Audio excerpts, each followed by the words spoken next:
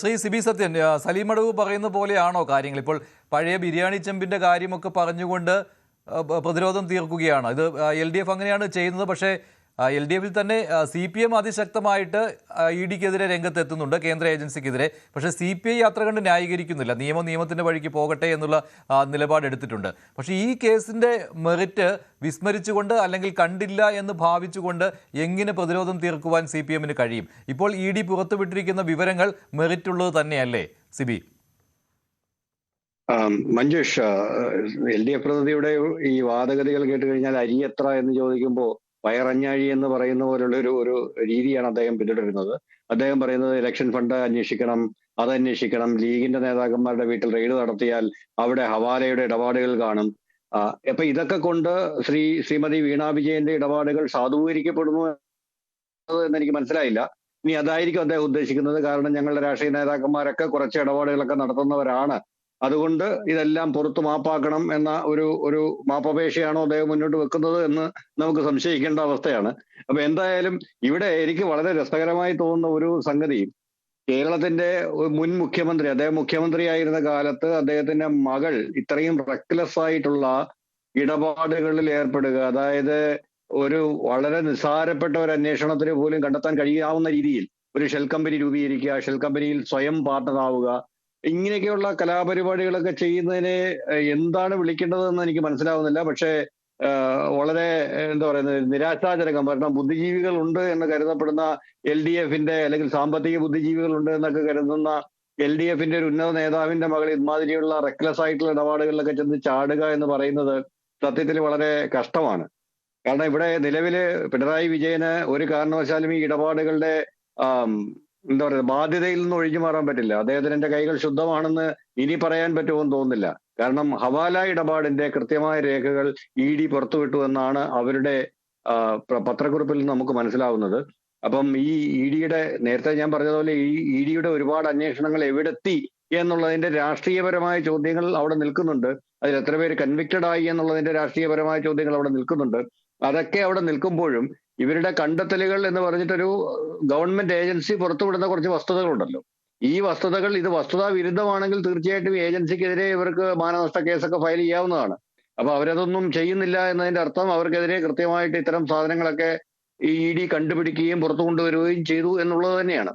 ഇവിടെ നമ്മൾ രസകരമായി കാണേണ്ട മറ്റൊരു സംഗതി, കേരളത്തിലെ ഒരു അത്യാവശ്യം കൊള്ളാവുന്ന ഒരു കോർപ്പറേറ്റ് കേരളത്തിലെ മുഖ്യമന്ത്രിയുടെ മകളെ ഉപയോഗിച്ച് എങ്ങനെയാണ് മണി സൈഫണിങ് നടത്തിയത് എന്നുള്ളതിന്റെ ഏറ്റവും ഭയങ്കരമായ ഒരു കേസ് സ്റ്റഡിയാണ് ഈ കേസ്.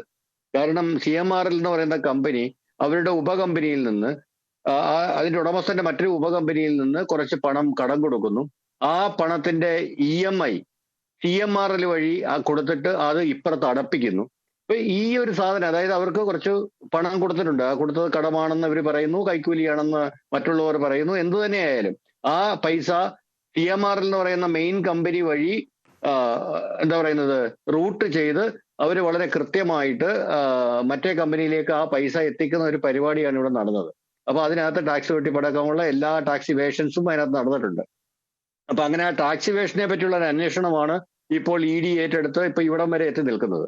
നമ്മൾ മനസ്സിലാക്കേണ്ട എത്ര എന്താ പറയുന്നത് ഉത്തരവാദിത്തമില്ലാതെയാണ് ഒരു മുൻ മുഖ്യമന്ത്രിയുടെ മകൾ ഇത്തരത്തിലുള്ള ഇടപാടുകൾ, കോർപ്പറേറ്റ് മണി സൈഫനിങ്, കോർപ്പറേറ്റ് മണി റൂട്ടിംഗ് തുടങ്ങിയ സകലമാന പരിപാടികൾ നടത്തിയത് എന്നുള്ളത് സത്യത്തിലൊരു നേരത്തെ പറഞ്ഞതുപോലെ ഒരു വിചിത്രമായ സംഗതിയാണ്.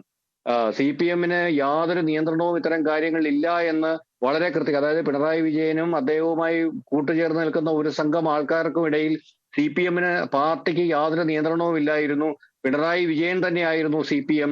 അതുകൊണ്ടാണ് അദ്ദേഹത്തിന്റെ എല്ലാ ആക്ഷൻസും ചോദ്യം ചെയ്യപ്പെടാതെ പോയത് എന്നുള്ളതിന്റെ വളരെ കൃത്യമായ രൂപരേഖ നമുക്ക് ഇപ്പോൾ ഇത് വായിക്കുമ്പോൾ വായിച്ചെടുക്കാം.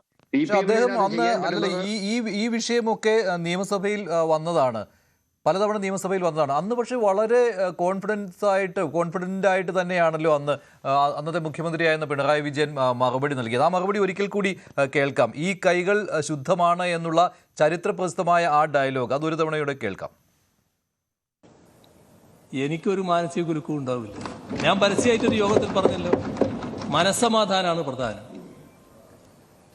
നിങ്ങൾ മനസ്സമാധാനത്തിന് നിരക്കുന്ന കാര്യങ്ങൾ മാത്രമേ ചെയ്യാവൂ. തെറ്റ് ചെയ്തെങ്കിൽ മനസ്സമാധാനം ഉണ്ടാവില്ല. ബാക്കിയെല്ലാം കേൾക്കുമ്പോഴും തെറ്റായ കാര്യങ്ങൾ നമ്മളെക്കുറിച്ച് പറയുന്നത് കേൾക്കുമ്പോഴും ഉള്ളാലെ ചിരിച്ചുകൊണ്ടത് കേൾക്കാൻ പറ്റും. ആ ഉള്ളാലെ ചിരിച്ചുകൊണ്ട് കേൾക്കാൻ പറ്റുന്ന മാനസികാവസ്ഥയിലാണ് ഞാൻ. ഒന്നും എന്നെ യേശില്ല. യേശാത്തത് ഇതുകൊണ്ട് തന്നെയാണ്. അതൊരു അഹംഭാവം പറച്ചിലൊന്നുമല്ല. ഈ കൈകൾ ശുദ്ധമാണ്, അതുകൊണ്ട് തന്നെയാണ്. അത് ആരുടെ മുന്നിലും പറയാൻ കഴിയും, അല്പം തല ഉയർത്തി തന്നെ പറയാൻ കഴിയും. അതാണ് അത് സംബന്ധിച്ച് എനിക്ക് പറയുന്നത്. പക്ഷെ നിങ്ങൾക്ക് രാഷ്ട്രീയമായി ആവശ്യമുണ്ടാകാം. ഈ ടീമിന് ഇപ്പോൾ ഞാനാണല്ലോ ഒരു നേതാവ് എന്ന് പറയാൻ ഇരിക്കുന്നത്. അതുകൊണ്ട് ആരിരുന്നാലും ഇവിടെ ഇരിക്കുന്നയാളാണല്ലോ നേതാവ്. അതിൻ്റെ ഭാഗമായി ആ കസേരയിരിക്കുന്നയാളെ ഇടിച്ചു താഴ്ത്തൽ, ഇകഴ്ത്തി കാണിക്കൽ നിങ്ങളുടെ രാഷ്ട്രീയമായൊരാവശ്യമായിരിക്കാം. നിങ്ങളത് നടത്ത്. ജനം സ്വീകരിക്കുന്നുണ്ടോ ഇല്ലയോ എന്ന് കാലം തീരുമാനിക്കട്ടെ. അത് മാത്രമേ എനിക്ക് പറയാൻ. ഓരോ തവണയും ഇത്രമാത്രം ആത്മവിശ്വാസത്തോടു കൂടിയാണ് അന്ന് മുഖ്യമന്ത്രിയായിരുന്ന പിണറായി വിജയൻ ഈ വിഷയത്തെ നേരിട്ടിരുന്നത്. പക്ഷേ ശ്രീജിത്ത് പണിക്കർ അത് കള്ളമാണെന്ന് തെളിയുകയാണല്ലോ. 20 കോടിയുടെ ഇടപാടിൻ്റെ രേഖകൾ പിടിച്ചെടുത്തു എന്ന് പറയുമ്പോൾ CMRൽ നിന്ന് കിട്ടിയ തുകയേക്കാൾ എത്രയോ മടങ്ങ് രൂപ വീണ വിജയൻ കൈകാര്യം ചെയ്തിരുന്നു എന്നാണ്. പക്ഷേ SFIയുടെ റിപ്പോർട്ടുണ്ട്, അത് വായിച്ചു നോക്കിയതാണല്ലോ നമ്മളെല്ലാം.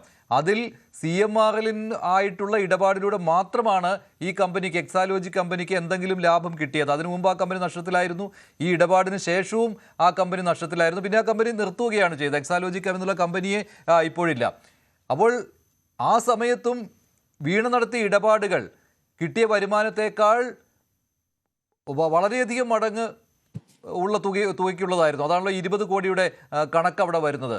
അപ്പോൾ അന്ന് മുഖ്യമന്ത്രിയായിരുന്ന പിണറായി വിജയൻ്റെ ആ ഭരണകാലം മുതലെടുത്തുകൊണ്ട് നടന്ന കാര്യങ്ങളിലേക്കാണ് ED പോകുന്നത്. അപ്പോഴാണ് സലീം മടവൂർ പറയുന്നത് മറ്റുള്ളവരുടെ കാര്യത്തിൽ അന്വേഷണം നടന്നില്ലല്ലോ എന്ന്. അല്ല, നോക്കുക, അത് രാഷ്ട്രീയമായിട്ടുള്ള ഒരു പ്രതിസന്ധി ഘട്ടത്തിൽ നിൽക്കുമ്പോൾ നമുക്ക് ആ ഒരു വിഷയത്തിൽ പ്രതികരിക്കാനായിട്ടൊന്നും കിട്ടുന്നില്ല എങ്കിൽ സാധാരണ രാഷ്ട്രീയക്കാരെല്ലാവരും തന്നെ ഉപയോഗിക്കുന്ന ഒരു നമ്പറാണ് അത്. ശ്രീ സലീം മടവൂരും അവിടെ ഉപയോഗിച്ചു എന്നുള്ളത് മാത്രമേ ഉള്ളൂ. അദ്ദേഹം ഉയർത്തുന്ന പ്രശ്നങ്ങളൊക്കെ തന്നെ റെലവൻ്റ് ആയിരിക്കും കേട്ടോ. അക്കാര്യത്തിലൊന്നും എനിക്ക് തർക്കമില്ല. അദ്ദേഹം അന്വേഷിക്കണമെന്ന് പറയുന്ന കാര്യങ്ങളൊക്കെ തന്നെ അന്വേഷിക്കപ്പെടേണ്ടതാണ്. പക്ഷേ ആ ചോദ്യത്തിനുള്ള മറുപടി അല്ല അദ്ദേഹം പറയുന്നത് എന്നുള്ളതാണ് അതിൻ്റെ പ്രധാനപ്പെട്ട കാര്യം. അതായത് ഈ ഒരു വിഷയവുമായി ബന്ധപ്പെട്ട് നമ്മൾ ചർച്ച ചെയ്യുമ്പോൾ അതിലുള്ള കാര്യം പറയണം, അങ്ങനെയാണല്ലോ വേണ്ടത്. അപ്പോൾ അത് അദ്ദേഹം പറയുന്നില്ല എന്ന് പറയുന്നതാണ് അതിൻ്റെ പ്രശ്നം. എനിക്ക് അതിനകത്തിൽ വളരെ പോസിറ്റീവായിട്ട് തോന്നിയ ഒരു കാര്യം ഞാൻ പറയാം. അദ്ദേഹം ഒരു പരിധിക്കപ്പുറത്തേക്ക് ന്യായീകരിക്കാനായിട്ട് ശ്രമിക്കുന്നില്ല. ആ സമയം അദ്ദേഹം അതിനെ ഡിഫ്ലക്ട് ചെയ്തിട്ട് മറ്റ് ശരിയായിട്ടുള്ള ആരോപണങ്ങൾ ഉന്നയിക്കാൻ വേണ്ടിയിട്ടാണ് ഉപയോഗിക്കുന്നത് എന്നുള്ളത് ഒരുപക്ഷെ അദ്ദേഹത്തിന്റെ രാഷ്ട്രീയ സത്യസന്ധതയായിരിക്കാം. നോക്കൂ, ഇവിടുത്തെ ഏറ്റവും പ്രധാനപ്പെട്ട കാര്യം എന്താണ്? നമ്മുടെ മുന്നിലുള്ള അവൈലബിൾ ആയിട്ടുള്ള തെളിവുകളുടെ അടിസ്ഥാനത്തിൽ നമ്മൾ ഈ കേസിനെ കാണുക. അപ്പോൾ ആദ്യം ഉണ്ടായിരുന്ന CPMന്റെ അടക്കമുള്ള ചാനൽ ചർച്ചകളിൽ വന്ന് CPMന്റെ ഭാഗം പറയുന്ന ആൾക്കാരുടെയും എല്ലാം ഉണ്ടായിരുന്ന ഏറ്റവും പ്രധാനപ്പെട്ട ആരോപണം പല കേന്ദ്ര ഏജൻസികളും ഈ ഒരു കേസ് അന്വേഷിക്കുന്ന സമയത്ത് വീണയെ കേട്ടില്ല എന്നുള്ളതായിരുന്നു പ്രശ്നം. SFIO വളരെ കൃത്യമായിട്ട് വീണയെ കേട്ടു. വീണയെ കേട്ടിട്ട് വീണ പറഞ്ഞിരിക്കുന്നത് എന്താണ് എന്ന് കൃത്യമായിട്ട് ഡോക്യുമെന്റ് ചെയ്തു. അത് വീണ ചാലഞ്ച് ചെയ്തിട്ടില്ല. നമ്മൾ വായിച്ചതുപോലെ വീണയ്ക്കും അത് കിട്ടിയിട്ടുണ്ടാകും, നമ്മളെക്കാൾ മുമ്പേ വീണയ്ക്ക് അത് കിട്ടിയിട്ടുണ്ടാകും. പക്ഷേ എന്നിട്ടും അവരതിനെ ചലഞ്ച് ചെയ്യുന്നില്ല. എന്ന് വെച്ചാൽ we can assume that it was right. അപ്പോൾ അതിൽ അവർ പറഞ്ഞിരിക്കുന്ന കാര്യങ്ങളും SFIയുടെ കണ്ടെത്തലും എന്താണ്? ഏറ്റവും ഫണ്ടമെന്റൽ ആയിട്ടുള്ള ഒരു കണ്ടെത്തലാണ് മഞ്ജുഷ് ഇപ്പൊ പറഞ്ഞിരിക്കുന്നത്. അതായത് വീണയെ സംബന്ധിച്ചിടത്തോളം അവരോട് അതിന്റെ ചോദ്യം ചെയ്യുന്നതിൻ്റെത് അതേപോലെ കൊടുത്തിട്ടുണ്ട്, വെർബാറ്റിം കൊടുത്തിട്ടുണ്ട്. അതിൽ അവരോട് ചോദിക്കുന്നുണ്ട്, നിങ്ങൾക്ക് വേറെ ഏതൊക്കെ കമ്പനികളുമായിട്ടാണ് നിങ്ങൾക്ക് ഇത്തരത്തിലുള്ള ബിസിനസ് ഡീലുകൾ ഉള്ളത്? അപ്പോൾ അവർക്ക് വേറെ ഒന്നുമില്ല. ഏറ്റവും വലിയ നിങ്ങളുടെ കസ്റ്റമർ ആരാണ്? അത് CMRലാണ്. എന്ന് വെച്ചാൽ അവരുടെ കമ്പനിയുടെ ഏറ്റവും പ്രധാനപ്പെട്ട ധനാഗമ മാർഗം എന്ന് പറയുന്നത് CMRലുമായിട്ടുള്ള കോൺട്രാക്റ്റ് ആയിരുന്നു. ആ കോൺട്രാക്ട് വഴി അങ്ങനെയാണെങ്കിൽ കിട്ടിയിരിക്കുന്ന 2.78 കോടി രൂപയാണ് അവരുടെ ഏറ്റവും വലിയ ബിസിനസ് ഇൻകം. അപ്പൊ പിന്നെ ഈ 20 കോടി രൂപ ഇവിടെ നിന്ന് വന്നു എന്നുള്ളതാണ് ചോദ്യം.